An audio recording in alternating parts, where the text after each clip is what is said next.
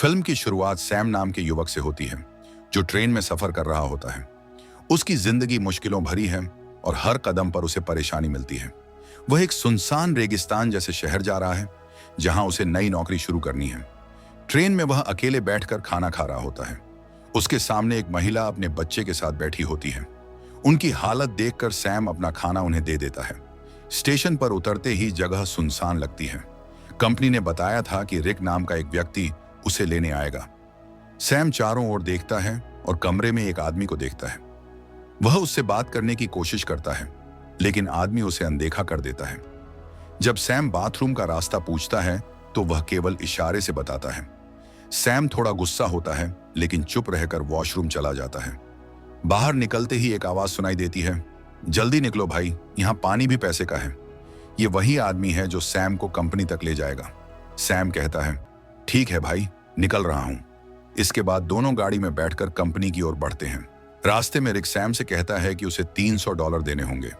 Sam हैरानी से बोलता है, कंपनी ने तो $200 कहा था। रिक गुस्से में जवाब देता है, अगर तुम $300 दे सकते हो तो ठीक, वरना उतर जाओ।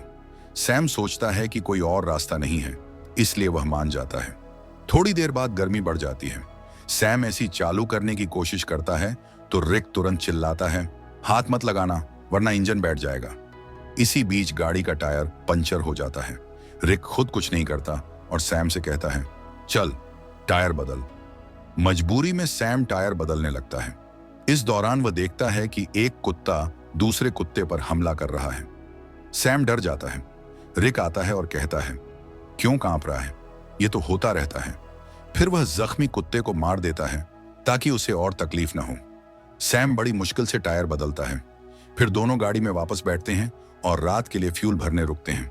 वहीं रात बिताने का प्लान बनाते हैं। लकड़ियां इकट्ठा करते हैं और आग जलाते हैं। रिक पूछता है, तू इतनी दूर कंपनी क्यों जा रहा है? सैम बताता है, जिंदगी बहुत मुश्किल चल रही है। मैं किसी का मोहताज नहीं बनना चाहता और मुझे यकीन है कि उस कंपनी में मुझे अच्छी नौकरी मिलेगी। रिक कहता है, तू अच्छा इंसान है, लेकिन जिस जगह जा रहा है वहां सब खून चूसते हैं, कोई भी सीधे बच नहीं पाता। सैम मुस्कुराता है, चलो देखते हैं क्या होता है। अगले दिन सफर शुरू होता है। सैम गाड़ी चला रहा होता है और रिक सो जाता है। गर्मी बहुत होने की वजह से सैम चुपके से एसी चालू कर देता है। थोड़ी देर बाद इंजन बैठ जाता है। रिक जाग जाता है और गुस्से में सैम पर चिल्लाता है, ओह भाई, मैंने कहा था ना, ऐसी मत छेड़। सैम गाड़ी से उतरता है और माफी मांगता है। रिक और गुस्से में कहता है, चुप कर, तेरी आवाज नहीं सुननी। इसके बाद रिक पेशाब करने चला जाता है। थोड़ी दूर जाने पर सैम की नजर एक चमकते हुए पत्थर पर पड़ती है। पास जाकर ध्यान से देखने पर उसे समझ आता है कि यह कोई साधारण पत्थर नहीं बल्कि खालिस सोना है। वह तुरंत रिक को आवाज देता है और कहता है कि आकर देखें, कहीं वह सपना तो नहीं देख रहा। रिक पास आता है और देखते ही चौंक जाता है। वह लाइटर निकालता है और चट्टान पर आग लगाकर जांच करता है। वह कहता है कि अगर पत्थर काला पड़ा तो साधारण होगा, लेकिन चट्टान पर कोई असर नहीं पड़ता। इससे दोनों को यकीन हो जाता है कि यह सच में सोना है।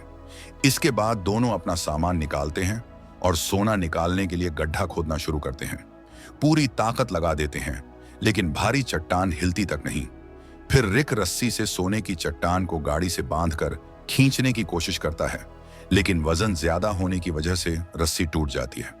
इसके बाद भी दोनों हार नहीं मानते और पूरा दिन खुदाई करते रहते हैं। शाम होने लगती है और सूरज डूबने लगता है। रिक सैम से कहता है कि जल्दी लकड़ियां जमा करो, क्योंकि आसपास जंगली कुत्ते घूम रहे हैं और रात में हमला कर सकते हैं। दोनों लकड़ियां इकट्ठा करते हैं और आग जलाते हैं ताकि कुत्ते डरकर दूर रहें। खुशी में दोनों गाना बजाते हैं और नाचने लगते हैं। रिक सैम को गले लगाकर कहता है कि वह उसे फुल एसी वाली कार दिलाएगा। रात को आग के पास बैठकर दोनों आगे का प्लान बनाते हैं। रिक कहता है कि सोने की चट्टान बहुत बड़ी है और अगर महीनों खुदाई करें तब भी इसे निकालना मुश्किल होगा। इसलिए तय होता है कि एक आदमी चट्टान के पास रुकेगा और दूसरा खुदाई की मशीन लेने जाएगा। सैम कहता है कि रिक मशीन लेकर जाए और वह चट्टान की रखवाली करेगा। रिक मना करता है और कहता है कि यह रेगिस्तान है, चारों तरफ जंगली जानवर हैं, सैम अकेले नहीं रह पाएगा।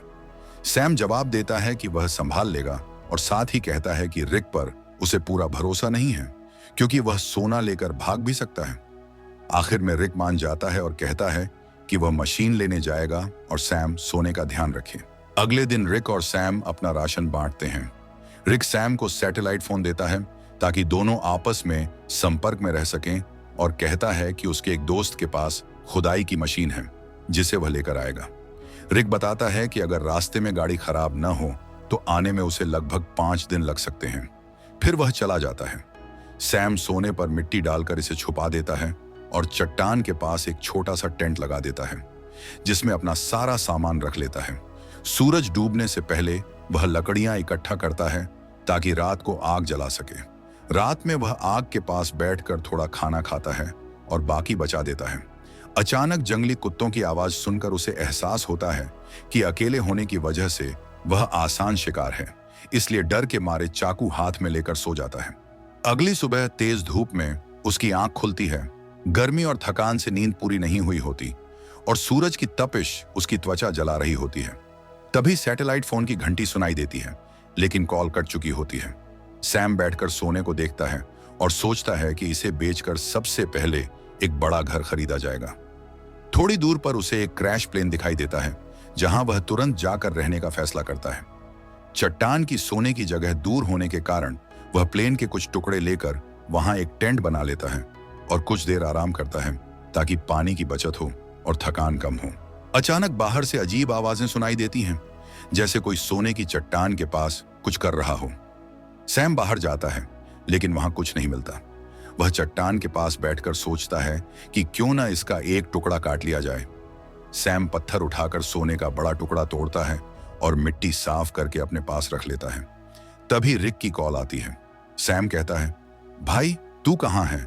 सूरज ने मेरी हालत खराब कर दी है। रिक जवाब देता है, इंजन खराब हो गया है, आने में थोड़ी देर लगेगी। सैम कहता है, जल्दी कर, प्यास से मर जाऊंगा। रिक कहता है, मुझे पहुंचने में कुछ दिन लगेंगे, और कॉल कट जाती है। सैम आसपास की आवाजों से डरता है और हाथ में जलती लकड़ी पकड़कर सतर्क रहता है। सुबह तेज धूप में उसकी आंख खुलती है। गर्मी और थकान से नींद पूरी नहीं हुई होती। वह पानी पीने जाता है, लेकिन बचा पानी बहुत कम होता है। तभी एक सांप उसकी तरफ बढ़ता है। सैम उसे मारने की कोशिश करता है, लेकिन इस दौरान पानी की बोतल गिर जाती है और बस थोड़ा पानी बचता है। फिर वह प्लेन वाले इलाके में लौटता है, उम्मीद करता है कि वहां शायद कुछ खाने पीने को मिल जाए। सैम दूर से देखता है कि कोई इंसान आ रहा है। वह तुरंत प्लेन में जाकर छुप जाता है, लेकिन वह व्यक्ति प्लेन के पास आता है और सैम को बाहर आने को कहता है। करीब जाकर पता चलता है कि यह एक लड़की है जो उससे बात करना चाहती है। सैम उससे बात करने को तैयार नहीं होता। लड़की पूछती है, तुम यहाँ क्यों बैठे हो और यही जगह क्यों चुनी? सैम चुप रहता है।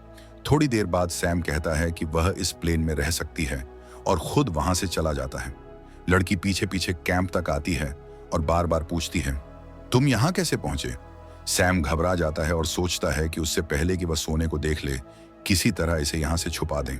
वह लड़की से कहता है, तुम क्यों आई हो? तुम्हारी यहाँ कोई जरूरत नहीं है, तुम्हें वापस चले जाना चाहिए।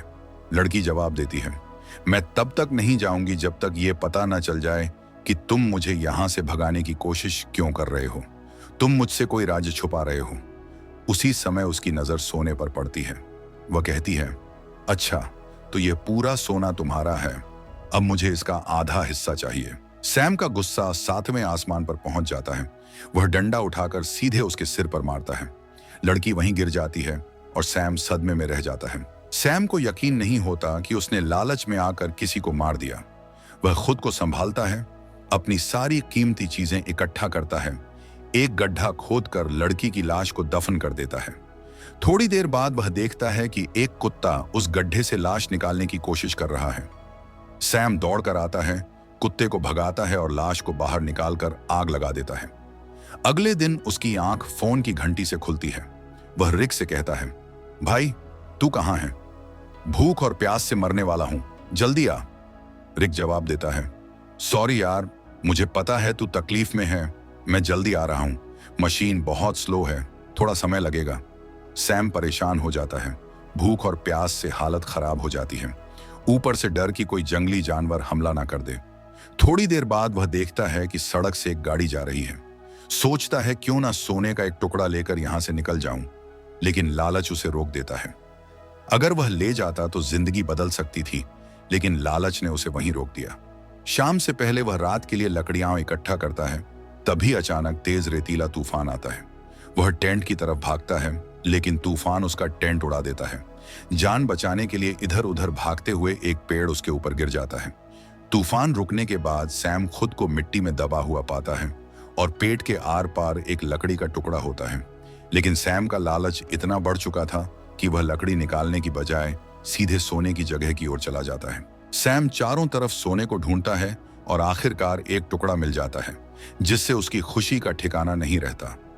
वह पेट से लकड़ी निकालता है, लेकिन जख्म से बहुत खून निकलने लगता है। वह कपड़े का टुकड़ा लेकर जख्म बांधता है, लेकिन खून नहीं रुकता। मजबूरी में वह आग जलाकर एक डिब्बे का टुकड़ा गर्म करता है और जख्म पर लगाता है, जिससे इतनी तकलीफ होती है कि वह बेहोश हो जाता है। थोड़ी देर बाद होश आता है और उसे हर तरफ वही लड़की दिखती है जिसे उसने मारा था। उसका दिमाग घूमने लगता है, उसे समझ नहीं आता कि यह सच है या नहीं।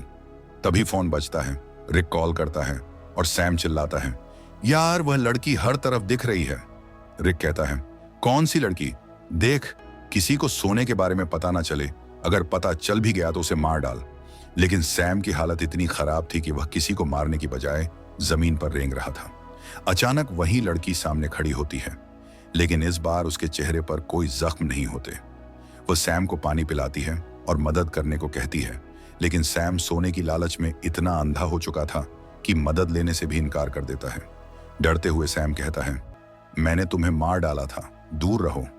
लड़की बोलती है, बस इतना बता दो, क्या मेरी जुड़वा बहन यहां से गुजरी है?